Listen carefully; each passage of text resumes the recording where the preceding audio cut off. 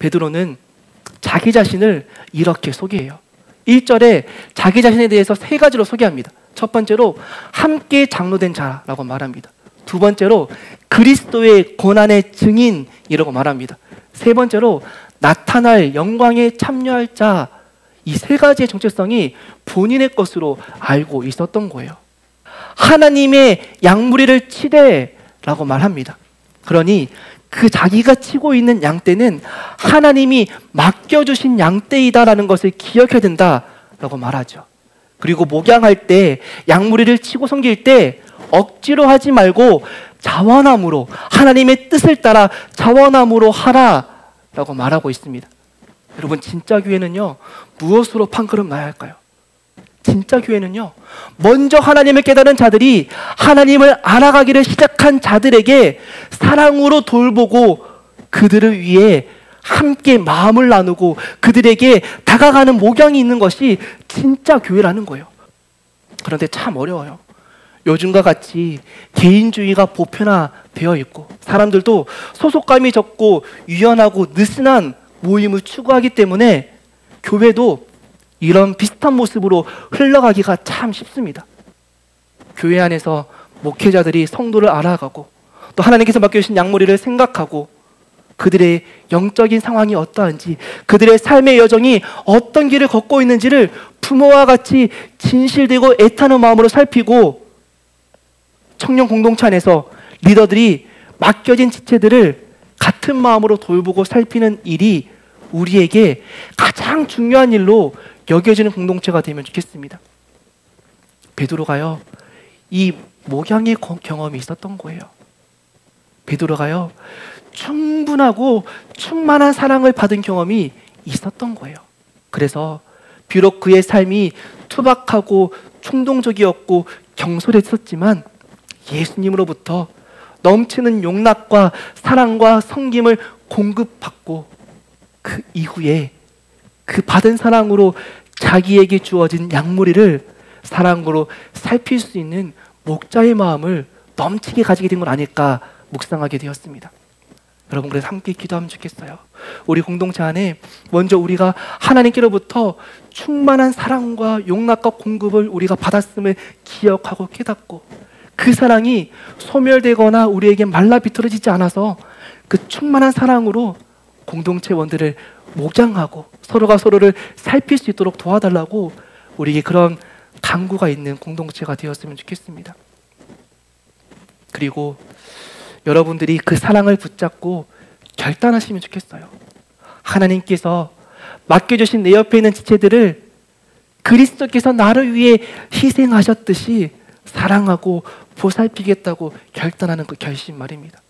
우리가 그렇게 결단할 때 하나님께서는 우리에게 감당할 수 있는 지혜와 사랑을 부어주시기 때문에 그런 거예요. 두 번째로 베드로는 교회들에게 권면합니다. 자신을요, 그리스도의 고난의 증인이라고 소개했잖아요. 권면할 때는 2절에 이렇게 권면해요. 더러운 이득을 위해서 하지 말고 기꺼이 하라 라고 말합니다. 우리는 기브 앤 테이크 문화가 확실한 시대 가운데 살고 있습니다. 또 신세를 지면 그냥 넘어가면 안 된다는 것을 우리가 다 알고 있잖아요. 여러분, 그런데 교회의 리더는 그리스도께서 우리를 위해 고난을 받으신 것처럼 우리에게 맡겨진 양무리에게 내 삶을 기꺼이 내어주는 존재가 되는 것, 그것을 우리가 기억해야 되는 거예요. 그런데 이것도 참 힘듭니다. 우리가 성정을 가진 인간이기 때문에 그런 거예요. 그런데 베드로가요, 자기 자신을 뭐라고 말했냐?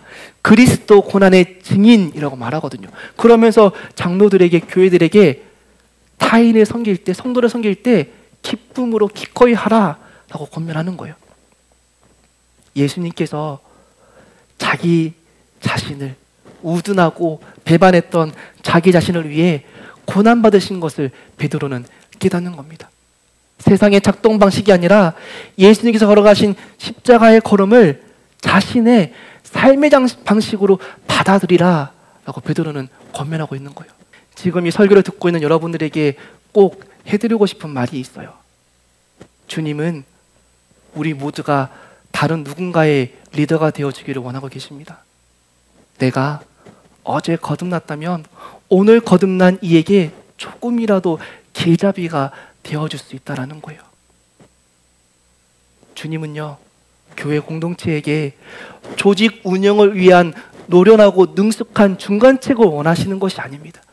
하나님의 마음으로 공동체를 둘러보고 내 작은 섬김과 돌봄이 필요한 것을 살피고 필요한 지체들에게 안부를 묻고 사랑을 나누어주고 내가 오늘 받은 은혜와 도전으로 그 친구에게 다가가고 그 친구가 쓰러져 있으면 팔을 내밀어서 함께 해보자라고 권면할 수 있는 그런 사람을 주님은 찾고 계시는 거죠.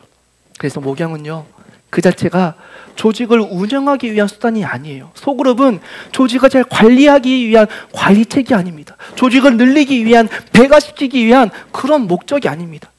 공동체의 본질, 하나님의 명령이다라는 것을 우리가 기억해야 되는 겁니다.